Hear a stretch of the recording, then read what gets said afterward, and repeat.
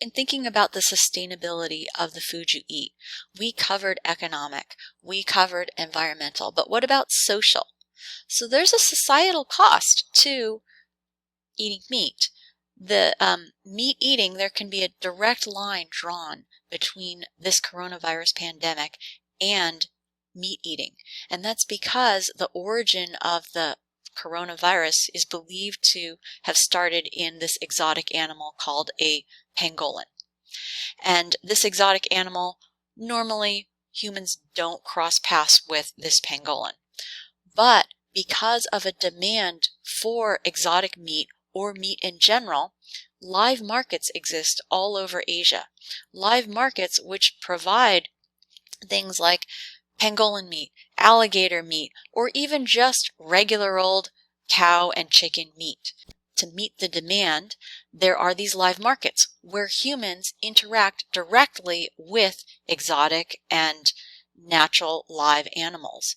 Well, that makes for this perfect storm in which these viruses that only exist in chickens or in pangolins easily make a jump into humans because of this regular interaction in these live markets. Now, I know you're not eating pangolin and maybe not even eating chicken, but this is something to think about, that there is a societal cost to meat eating.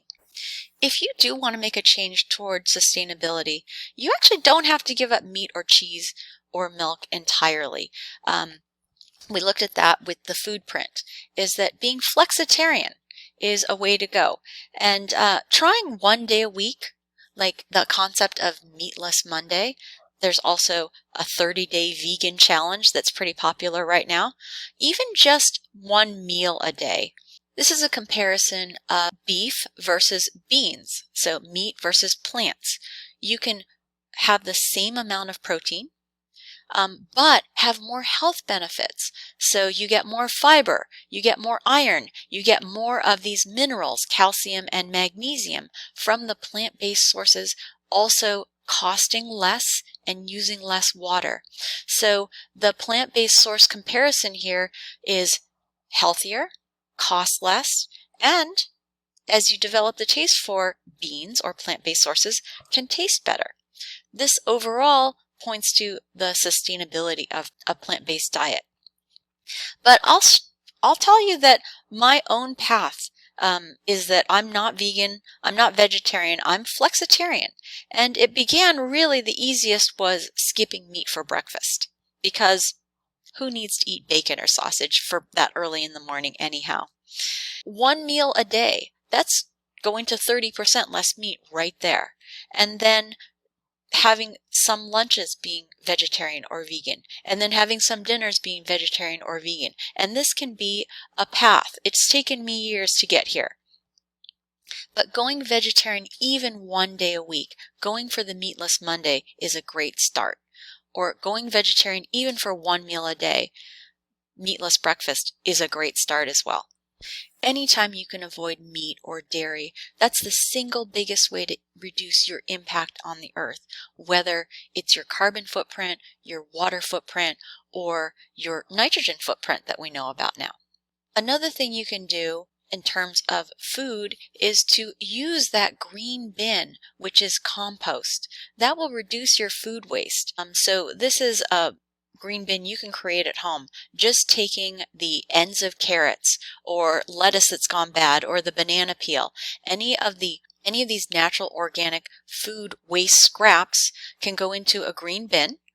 And this creates a natural fertilizer that then will not only reduce your food waste, but also reduce the need for fertilizers. Food insecurity is a real problem. And so this is availability, access, and also use, which is not necessarily a problem in the United States. Undernourishment is shown on this graph, and where undernourishment is really a problem are countries in sub-Saharan Africa and Southeastern Asia. Though we don't have undernourishment as an issue in the United States, we already talked about obesity being an issue in the United States.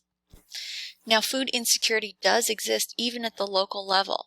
And so in response to that, SMC has a weekly free farmers market, which provides local fresh produce free every Wednesday, where as long as you bring your bag, you can get some free produce fresh from the Santa Monica Farmers Market. So I encourage you to take advantage of that. Ultimately, the choices you make have a huge impact on not just sustainability, but also your own health and the health of the planet. You make this decision 3 times a day with every meal you eat. So think about the sustainability of the food you eat.